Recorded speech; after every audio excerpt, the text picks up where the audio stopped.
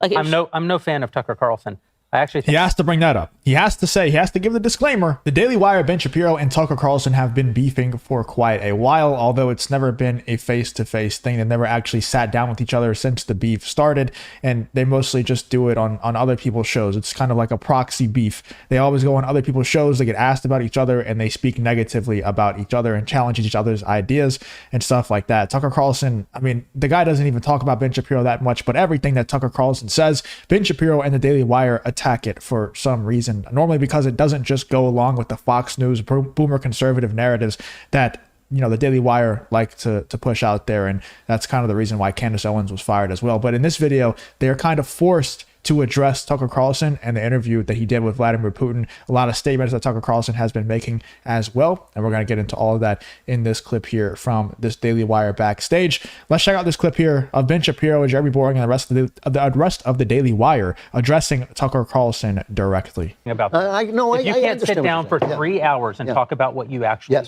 Well, that was why the Putin interview was fascinating. Like, just the opening hour sermon that he gave. I don't think Tucker knew what to quite... You can tell that they didn't want Candace Owens to bring that up, by the way. These backstages, you could tell a lot from them. You know, going back and watching through some of them, you can tell a lot from these backstages. And they did not want Candace Owens bringing up that Putin interview. And you'll see why here. And I mean, you already know why. But you'll see further evidence of that here in just 1 second. That they don't want to talk about this Tucker Carlson. They don't want to bring Tucker Carlson up, unless they absolutely have to, unless they're forced to by someone like Candace Owens or Matt Walsh. To do, because that's never happened before. I actually think, like, I'm no fan of Tucker Carlson. I actually think he has to bring that up. He has to give the disclaimer. This disclaimer society that we live in is it's old, man. You don't have to give these disclaimers every single time. I know that you're up Ben Shapiro's butt. And these people, they're so terrified of Ben Shapiro. Like, we reacted to another backstage clip, I think it was a couple of days ago, with Andrew Klavan, who's supposed to be a devout Christian, saying that he wants Ben Shapiro's favorite people to have more power in society. They don't have enough power, is what he said, because he's sitting there next to Ben Shapiro, and Ben Shapiro pays his bills. So he wants to kiss up to him. Jeremy Boring is the same thing. Ben Shapiro must be like the most narcissistic, God complex person ever for all these people to be this terrified of getting on his bad side. You know, we did see what happens whenever someone gets on his bad side and says an opinion that he disagrees with. Candace Owens gets fired. That's what happens. So, of course, Jeremy Boring and all these people, they want to kiss up to him so much. So Jeremy Boring has to start off this statement by saying, I'm no Tucker Carlson fan, but I'm so tired of that, dude. I'm so tired of these butts, you know? Like everybody used to say whenever he was a hot topic, I don't agree with everything Andrew Tate says, but, like, stop it. Just stand on an opinion for once. Have an opinion and stand on it. Stop being like, stop doing this disclaimer stuff. It's so annoying. I think that he comported himself very well in that. No, he did. I'm saying that he literally said at the beginning. Doing almost nothing. Yeah, because he said he thought, is he filibustering? Because this is how unaccustomed we have become to someone being able to sit down for an hour. The 8th century. I was like, oh, wow, he's gonna just be quick. No, the 9th century, the 10th. It is an incredible thing to realize that Tucker thought he was filibustering because he had never seen this before. That's right. We've never seen it before. Obviously, Putin is very bright, right? And we're really not used to that at this moment. But we used to have that, you know. Like Richard Nixon could do that. Thinking, this is a good time for me to go up and get on a podium and have a... If you enjoy content like this, make sure you leave a like and subscribe to the channel. It really does help me out a ton. Let's get back to the video. Press conference, like, please don't do this right now when everyone's watching Putin deliver a historical sermon about Russian history. I want to say this one thing. I don't want to stick too much on the Putin thing because I do want to finish this marriage conversation. But the best part of the Putin interview to me is that whereas I thought going in that it would mostly be Putin posturing, and of course he's a politician, he did posture, it would mostly be him sort of propagandizing, and he's a politician, he did propagandize. But it was predominantly Putin actually telling us what he thinks. Yeah, that was astonishing. That was and you can say that he's wrong. I think a lot of what Putin said is inaccurate. I think a lot of what he said is wrong. But I far better today understand Putin's motivations than I did before this interview, because Putin told me what his motivations are, by and large. And the fact that... I also have to agree with Jeremy Boring here, which I don't do often, but it's not that out there of an opinion. I think you should have to do a podcast nowadays. Instead of these like scripted out debates and speeches and stuff like that, you should have to do a sit-down conversation with someone, whether it's Joe Rogan or not, I don't really care. I would like for it to be someone like Joe Rogan, someone who's not involved in politics and doesn't have a dog in the fight, really. You should have to go on these conversations, free-form conversations, unscripted, and actually be able to portray your ideas and your thoughts and opinions on there. Because if Joe Biden were on a podcast, he would have nothing to say, because all of his opinions and his moves that he makes as president is controlled by someone else. It's not him. Like, the guy, he can't complete a sentence. He can't even read off a teleprompter. He can't. He's just not capable. And it's kind of sad to watch, for sure.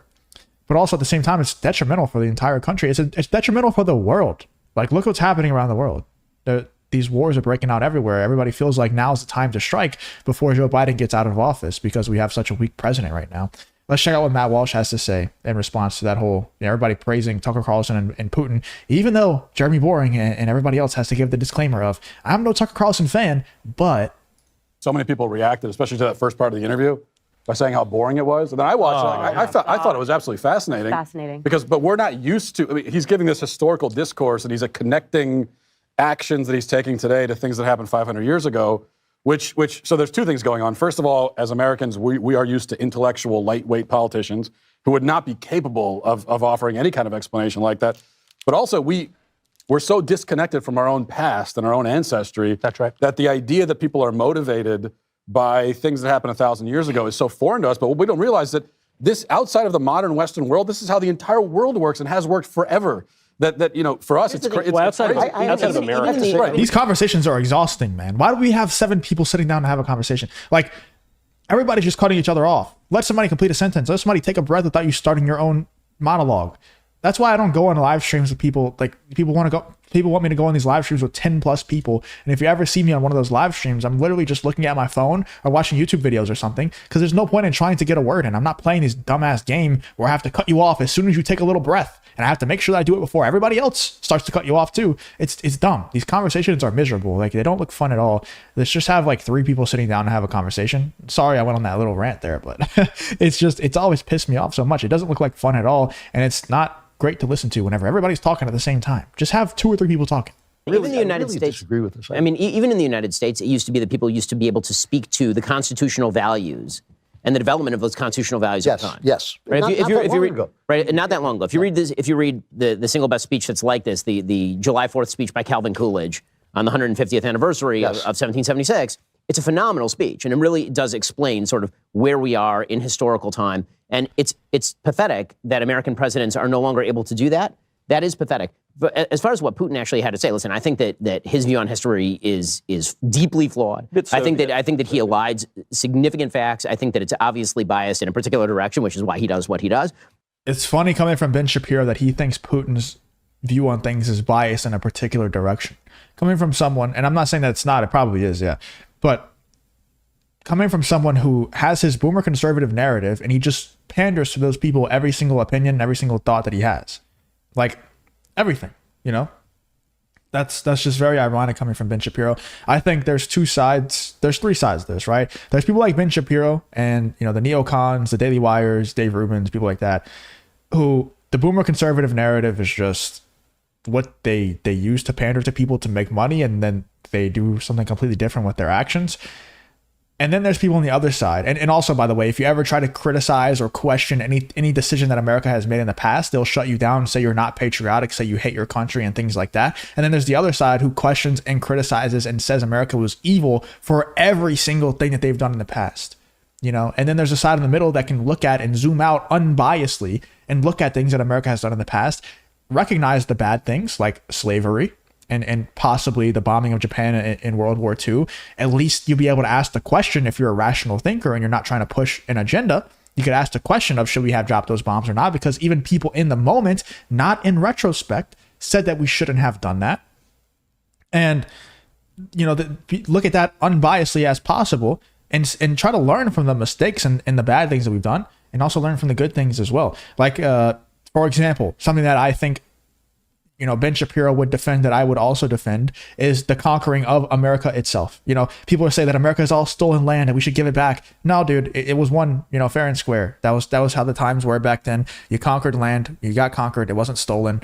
We're not giving it back. And I'm sure Ben Shapiro would also defend that. When it comes to the bombing of Japan, Ben Shapiro would staunchly defend that and say that it was 100% the right thing to do. Whereas someone like me and rational thinkers out there would at least ask the question to themselves, like, did we actually have to do that? Let's look into it and see if we actually had to do that. And you see a lot of people, even in the moment, generals and stuff like that. I think it was, I don't want to say names because then I'm going to get it wrong and people are going to yell at me in the comments. But there's people in the military saying that we do not need to do this. It's not necessary. They're going to surrender regardless.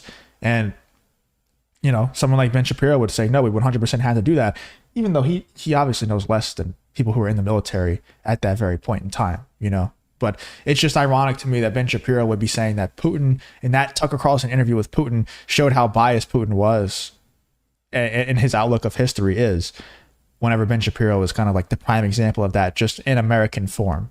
There's a balance that you need to have where you don't need to, you don't need to think that everything America has done is evil, but also at the same time, not everything America has done has been the greatest thing ever either. You should be able to look at and recognize the mistakes, and that's how we're going to learn and improve going forward. Anyway, let me know in the comments what you're thinking about the Daily Wire and Ben Shapiro talking about the Tucker Carlson and Vladimir Putin interview, actually kind of being forced to address Tucker Carlson directly on Daily Wire backstage. Let me know what you're thinking about this whole situation in the comments.